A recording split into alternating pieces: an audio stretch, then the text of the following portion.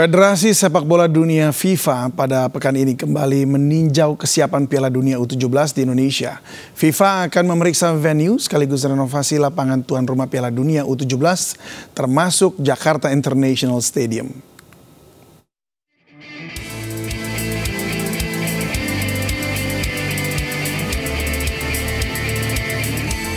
Dalam konferensi pers yang digelar PSSI Selasa sore, Ketua Umum PSSI Erick Thohir memaparkan rencana kedatangan FIFA ke Indonesia. Federasi Sepak Bola Dunia ini rencananya akan datang ke tanah air pada Jumat 28 Juli mendatang. Sejumlah agenda digelar mulai dari mengecek kesiapan venue dan renovasi lapangan tuan rumah Piala Dunia U17. Kunjungan FIFA nanti akan mengecek mengenai kesiapan venue, kualitas lapangan, kesiapan tim servis, ya di situ ada akomodasi, tim manajemen dan lain-lain. Dan juga untuk khususnya renovasi daripada tentu lapangan baru yang kita usulkan seperti JIS. Di sini juga jangan nanti jadi polemik lagi ya. Nanti ini kita akan mensukseskan U17. Erick Thohir berharap kedatangan FIFA dapat menghilangkan polemik terkait usulan venue baru untuk Piala Dunia U17. Pasalnya, ajang bergengsi Piala Dunia U17 akan berlangsung kurang dari 4 bulan lagi. Dari Jakarta, Tim Liputan iNews melaporkan. Meski gagal menjadi tuan rumah Piala Dunia U20 pada Mei lalu, Indonesia mendapatkan satu lagi kesempatan emas untuk menjadi tuan rumah sekaligus berlaga Piala Dunia. Kali ini sektor U17. Tentunya kita harus memanfaatkan kesempatan kedua ini dan jangan sampai gagal lagi. Apa saja yang harus diperhatikan Indonesia dalam mewujudkan impian menjadi tuan rumah Piala Dunia untuk pertama kalinya? Kita akan membahasnya bersama pemimpin redaksi Sindo News TV, Aiman Wicaksono. Selamat sore Bung Aiman. Sore Bung David, sehat selalu. Sehat selalu. Sehat selalu untuk bahasa Indonesia juga. Amin, amin. Nah ini Bung Aiman, kita ini dapat kesempatan kedua. Nah ini jarang-jarang ya. Iya. Karena sebelumnya pada Maret lalu itu sekitar tanggal 27-28 itu viral di seluruh dunia. Indonesia batal menjadi tuan rumah U20. Dan ini adalah kesempatan kedua. Nah kemarin ada soal ini juga, FIFA punya rekomendasi yang baru. Tapi sebelum kita bahas ke situ, apa yang harus kita lakukan jelang U17 ini supaya tidak lagi mengalami kegagalan? Ya, ini merupakan kesempatan yang tidak boleh disia-siakan. U20 beberapa bulan lalu, ya sudahlah, kita tidak perlu menyesalkan juga karena kita harus menatap ke depan. Tapi di depan ada U17 yang harus kita perjuangkan dan harus jadi. Itu harus tercipta, itu harus terselenggara di Indonesia. U17 ya. Piala Dunia ini bukan U17 yang biasa, misalnya regional. Ini Piala Dunia, seluruh dunia. Jadi ini merupakan momen penting. Dan oleh karena itu, setiap infrastrukturnya harus dipersiapkan dengan seprima mungkin, kan itu ya? Itu yang harus kita pikirkan. Jangan sampai ada kekurangan-kekurangan yang akhirnya, kalau kita coba-coba ingat nih, pembatalan U20 waktu itu begitu cepat, betul nggak? Betul. Jadi waktu itu rame-rame, nggak sampai 3 hari, atau sekitar 2 harian itu, FIFA langsung keluarkan rekomendasi batal untuk di Indonesia. Jangan sampai kemudian, ini kan mulai ada ribut-ribut lagi nih, soal rumput, soal akses yang ditarik ke politik, padahal kalau saya melihat harusnya tidak diarahkan ke sana. Ini semua untuk bangsa Indonesia kok. U17 pelaksanaannya harus terselenggara, jadi fokus energinya ke sana. Jangan sampai kemudian dalam waktu yang sangat cepat FIFA memutuskan, ya kita berlindung ya, jangan sampai terjadi. Batal, jangan. Nah, oleh karena itu semua harus dipersiapkan, termasuk rumputnya yang baru kemudian dikirimkan oleh FIFA. Mungkin ada ini ya, ada keterangannya. Saya minta nanti misalnya bisa ditampilkan. Ya, mungkin tim produksi boleh tampilkan keterangan FIFA itu yang ada di Stabilo ya, oleh Pak Erick Thohir kalau nggak salah kemarin itu, bahwa itu di situ juga dikasih rekomendasi bahwa rumput hybridnya harus diganti agar menghindari bahaya besar atau ancaman bahaya di kemudian hari yang kita tidak mau terjadi. Nah menurut Anda kan sudah sempat ke JIS ya. Apakah memang rumput itu tidak layak atau bagaimana? Iya, saya bacakan dulu nih dari hasil yang disampaikan oleh salah satu pejabat senior FIFA ya, Alan Ferguson. Karena beberapa kerugian, ini surat FIFA ya, karena beberapa kerugian yang disebutkan di atas itu ada teknis tuh soal rumput karpet, rumput sintetis dan lain sebagainya ya. Terlalu panjang kalau saya bacakan, tapi saya bacakan kesimpulan aja. Karena beberapa kerugian disebutkan di atas, sistem hybrid berbasis karpet saat ini akan menimbulkan resiko besar bagi turnamen dan dapat mengakibatkan lapangan pada Jakarta International Stadium, JIS, saat ini tidak dapat direkomendasikan sebagai tempat pertandingan untuk Piala Dunia FU17 WC Indonesia 2023. Dari perspektif manajemen lapangan, sistem karpet seperti itu perlu dihilangkan. Nah, tadi pertanyaannya, seperti apa sih sistem karpet? Kebetulan saya juga sempat secara detail saya datang ke JIS. Dan saya datang bersama dengan konsultan lapangan hijau atau rumput dari PSSI, Pak Kamal. Pak Kamal bawa alatnya tuh.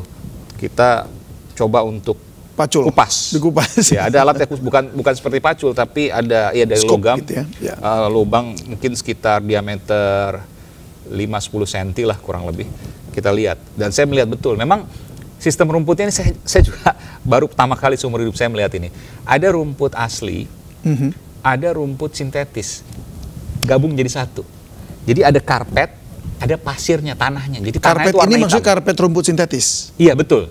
Oke. Jadi urutannya begini, tanah hitam, tanahnya warna hitam nih, seperti lumpur. Lalu kemudian rumput asli, agak panjang. Oke. Rumput asli tersebut ada di tanah, langsung dari tanah? Iya, dari tanah itu, yang dalam itu ya. Lalu kemudian karpet di atasnya lagi. Jadi lapisan pertama tanah, lapisan keduanya rumput asli, terus kemudian karpet, baru kemudian rumput sintetis. Itu sistem hybrid. Saya juga baru tahu tuh. Itu rumput aslinya bisa menembus karpet itu? Ada, jadi sintetis? ada pori-porinya. Oh gitu, Ada pori-porinya.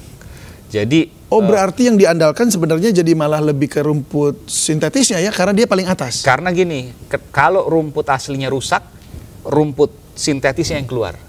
Oke. Jadi tetap kelihatan hijau. Seperti apa rumput sintetisnya? Kalau saya pegang sih agak kayak plastik seperti itu ya.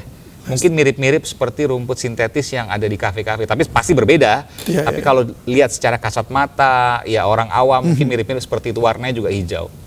Hijaunya juga sama, hijau terang. Apakah itu jika dipegang atau kita sliding begitu akan melukai atau enggak? Ini halus sekali. Halus. Itu rumput standar FIFA. Nggak ada masalah sih dengan itu. Karena memang saya mendengar juga ada sebagian yang menggunakan full rumput sintetis itu untuk kemudian jadikan lapangan sepak bola. Saya nggak tahu, saya tentu harus cek lagi. Tapi intinya itu rumput yang kemudian biasa dipergunakan di beberapa stadion. Tapi tentu ini menjadi perhatian baru karena FIFA mengatakan bahwa untuk Piala Dunia itu tidak direkomendasikan. Karena ada major risk disebutnya tadi ya.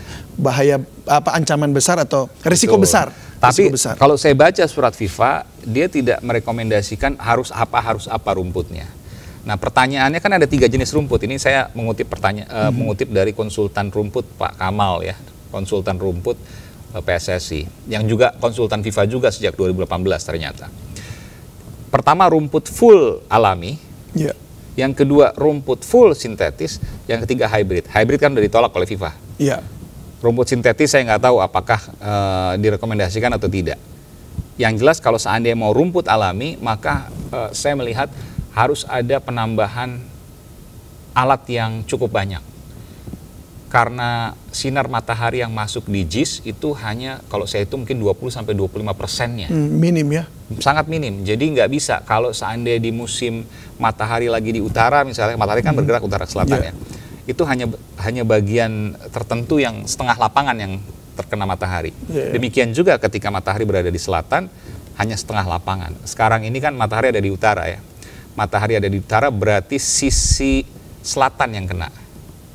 Nah, kalau seandainya mau banyak terkena sinar matahari, maka ada 2 jenis. Yang pertama, atapnya harus direnovasi, dibuka lagi, entah gimana caranya, lebih besar lagi.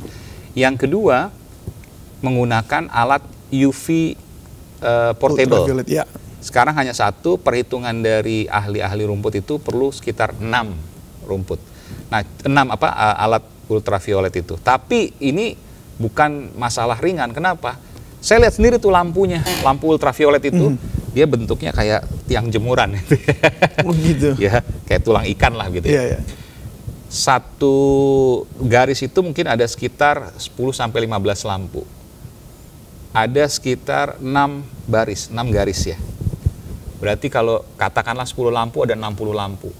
Satu lampunya, saya baca sendiri tuh, itu 7.700 watt. Wah. Kali 60 lampu. Itu satu alat.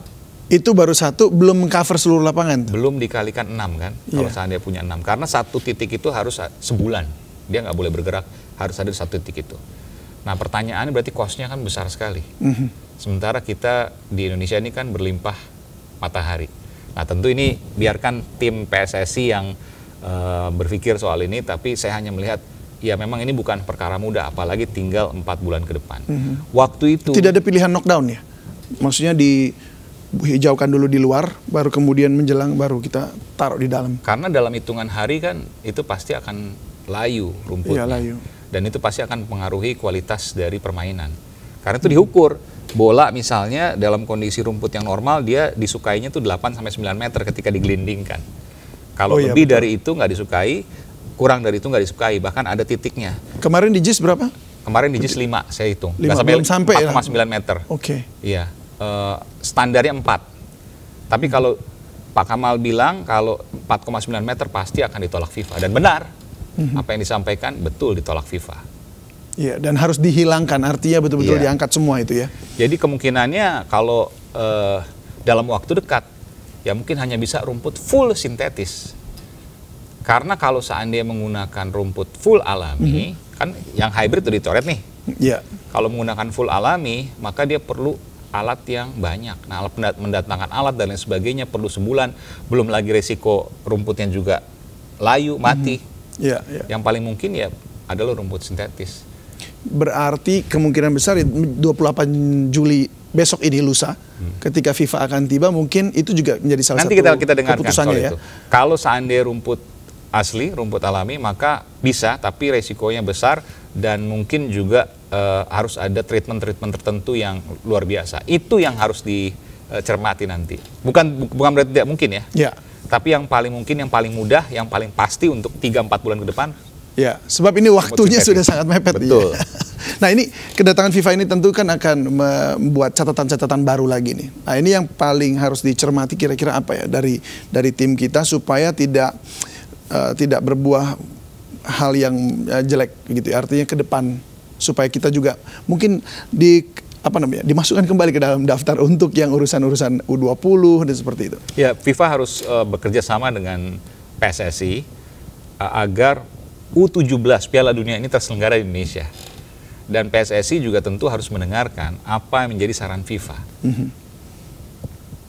Masyarakat yang melihat ini juga jangan melihat bahwa ini adalah faktor politis dan lain sebagainya. Ini nggak ada kaitan dengan Anies Baswedan, dengan Erick Thohir, dengan siapapun, tidak. Ini kaitan yang harus kita pikirkan. Ini adalah kaitan ke penyelenggaraan U17 yang menjadi kebanggaan Indonesia.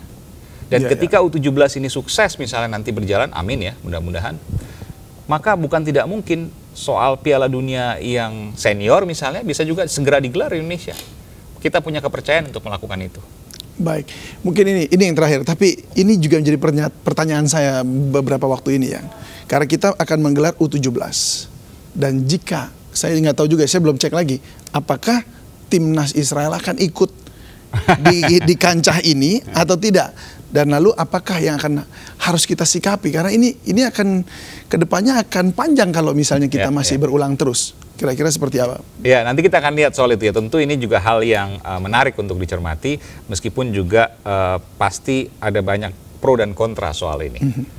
Kalau menurut saya yang kita fokus sekarang ini adalah bagaimana kemudian Piala Dunia U17 ini terselenggara, soal nanti kontestannya kita bicarakan belakangan.